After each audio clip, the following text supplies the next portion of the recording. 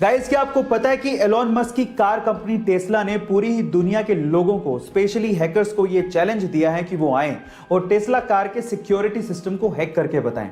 अगर वो ऐसा करने में कामयाब हो जाते हैं तो उन्हें $1 मिलियन यानी कि 70 करोड़ रुपए इनामी राशि के तौर पे मिलेंगे और उसके अलावा टेस्ला की मॉडल 3 कार भी उन्हें गिफ्ट की जाएगी। गाइस, इससे साबित होता है कि टेस्ला कार कंपनी को अपने प्रोडक्ट पे बहुत ज्यादा भरोसा है, लेकिन साथ ही साथ कंपनी का यह भी कहना है कि ऐसे इवेंट करवाने से टेस्ला के सिक्योरिटी सिस्टम की स्ट्रांगनेस का पता लगता है और अगर कहीं खामी है या कहीं बग पकड़ा जाता है तो उसे इंप्रूव किया जा सकता है। गाइस, अगर आप हैकर्स हैं तो आपके पास एक मौका है।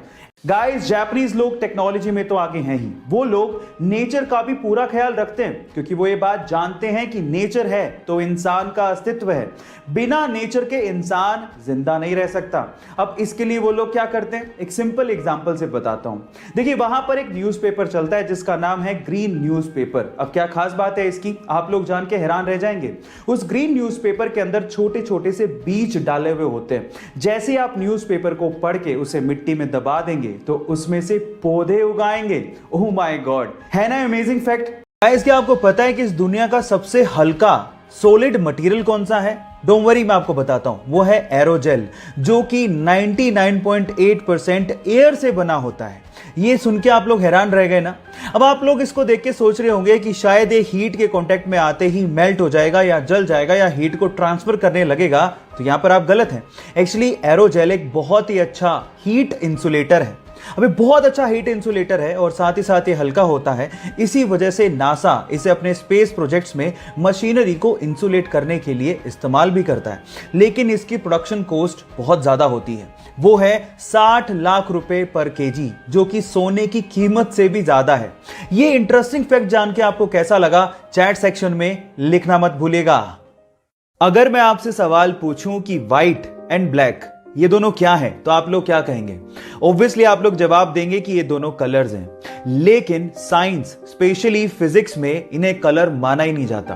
फिजिक्स के हिसाब से कलर वो होते हैं जिनकी एक स्पेसिफिक वेवलेंथ हो, लेकिन व्हाइट और ब्लैक की कोई स्पेसिफिक वेवलेंथ होती ही नहीं है। सिंपल भाषा में समझाऊं तो व्हाइट में हर कलर मौजूद होता है, इसलिए उसकी कोई स्पेसिफिक वेवलेंथ नहीं होती, और ब्लैक में तो कोई कलर होता ही नहीं है, इसी वजह से उसकी भी कोई स्पेसिफिक वेवलेंथ नहीं होती। क्या इसके पहले तक साइंस का ये इंटरेस्टिंग फैक्ट आपको पता था? और अगर नहीं पता था तो चैट सेक्शन में लिखना मत भूलिएगा। गाइज, आजकल के जमाने में लड़कियों का शॉर्ट्स और शॉर्ट स्कर्ट्स यानी कि छोटे कपड़े पहनना आम बात है, लेकिन अगर मैं आपसे सवाल पूछूं कि इतिहास में सबसे पहली बार किस लड़की ने शॉर्ट्स पहनने की शुरुआत की थी, तो आप लोग क्या जवाब देंगे? तो चलिए मैं आपको बताता हूं।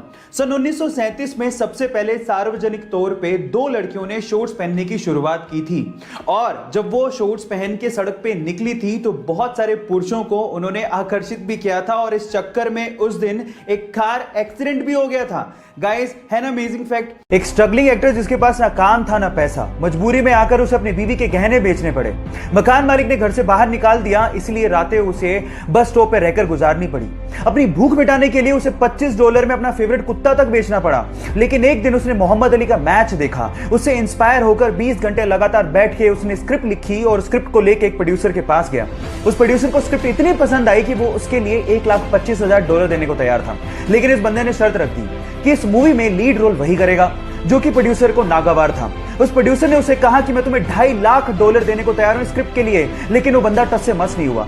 फाइनली उसे हीरो बनाया गया उस मूवी में और मूवी को रिलीज किया गया। उस मूवी का नाम था रॉकी, जो कि सुपर हिट साबित हुई। बंदे का नाम है सिल्वेस्टर स्टेलोन। जिस बंदे को $25 के लिए अपना कुत्ता बेचना पड़ गया था, आज वो $500 मिलियन का मालिक है ना इंस्पायरिंग बात। गाइज, आप लोगों ने कैब बुक करने के लिए कभी ना कभी उबर का इस्तेमाल तो किया होगा।